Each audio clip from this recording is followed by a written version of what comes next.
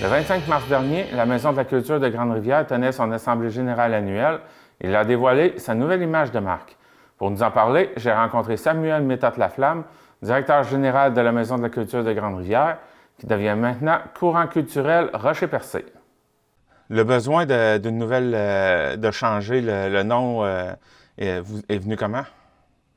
En fait, ça découle depuis plusieurs années, même avant moi, quand c'était l'autre direction générale, suite au mandat émersien que l'organisme a reçu en 2016.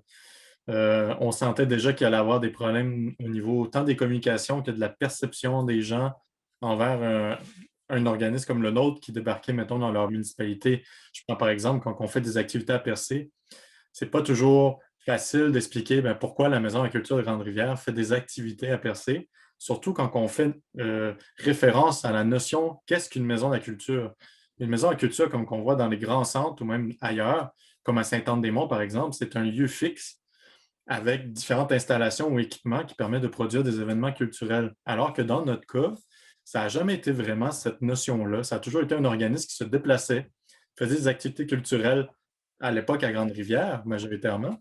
Mais aujourd'hui, on s'éclate sur l'ensemble du territoire. Donc, la notion même de maison de la culture n'avait pas de lien là, avec tout le nouveau mandat qu'on a. C'est pourquoi que après plusieurs années et dans le contexte actuel pandémique qui a ralenti quelque peu nos activités, bien, le conseil d'administration a décidé d'aller de l'avant dans le processus. On trouvait que c'était un momentum assez intéressant.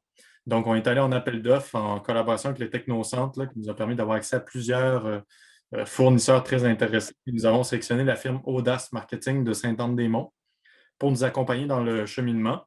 Et on a mis sur pied un comité là, au sein de la Maison de la Culture. Donc, on avait Mme Marie-Paul Fournier, qui faisait partie des personnes depuis le début de l'organisme. Et je peux penser aussi également à notre présidente Flavie Barberousse, qui était également du comité, Laurence Côté-Lebrun, ainsi que moi-même et Francis Dumont de la MRC Rocher-Percé, qui ont participé tous ensemble aux différentes rencontres depuis l'automne dernier jusqu'au dévoilement le 25 mars passé. Donc, vous en êtes venu comme nom à Courant culturel. Qu'est-ce que ça représente, ce nom-là? En fait, le courant culturel, c'est une expression assez utilisée dans le monde, dans le milieu culturel, dans le sens que quand on parle d'un courant culturel, ça peut être une période dans l'histoire qui faisait référence à ce type d'art ou d'œuvre ou de technique, alors qu'on trouvait que ça emmenait toujours comme un côté, une tendance, une vision, un processus. Donc, c'est pourquoi la firme nous a proposé ce nom-là, quand on souhaite aller au-delà de ce qu'on fait, sortir des sentiers battus, être toujours au courant des tendances, aller en innovation toujours. Et courant fait aussi référence autant à la mer qu'aux rivières également. Donc, c'est un lien important avec notre MRC également. Donc, on trouvait que la signification était très importante. Et aussi, comme un de nos administrateurs avait sorti, un courant, ça n'a ni de début ni de fin. Donc, c'est toujours en continuelle évolution.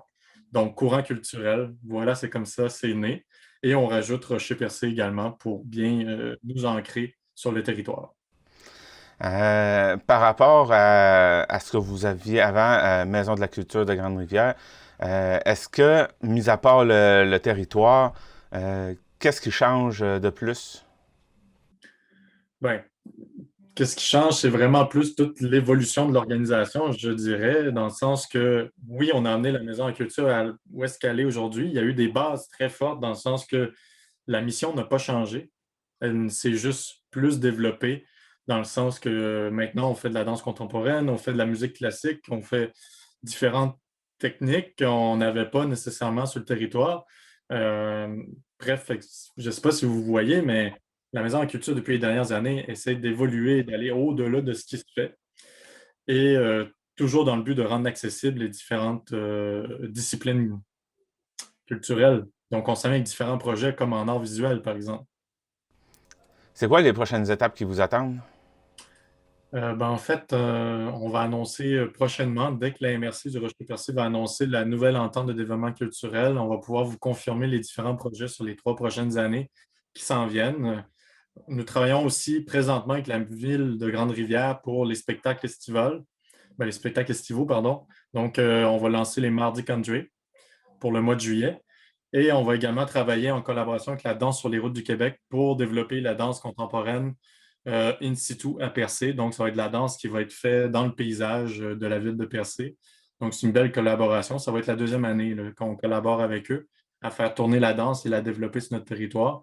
Et je vous dirais qu'à l'automne, on travaille avec les Cultures pour tous pour essayer de ramener en classique, qui n'a pas été présenté à l'automne dernier suite à la fermeture de la région, quand on est passé en zone rouge. Donc, on devait accueillir l'Orchestre symphonique de Longueuil, ben, une partie de l'Orchestre symphonique de Longueuil avec son chef Alexandre Dacosta, qui était présent, entre guillemets, à notre AGA virtuel d'ailleurs. Il nous a fait un beau clin d'œil. On l'en remercie grandement. Donc, vous voyez un peu vers où est-ce qu'on s'en va. Et je vous dirais qu'on va lancer beaucoup d'appels à projets pour de la création artistique en art visuel pour notre galerie d'art sans mur, mais je ne vous en dis pas plus. Je vous laisse rêver et imaginer qu'est-ce que la galerie d'art sans mur. On en parlera, mais qu'on soit rendu là. Oui, oui. Eh bien, beaucoup de projets à venir, comme vous nous avez présenté. Et ben, merci beaucoup de m'avoir parlé de, de votre nouvelle image de marque. Merci beaucoup à vous.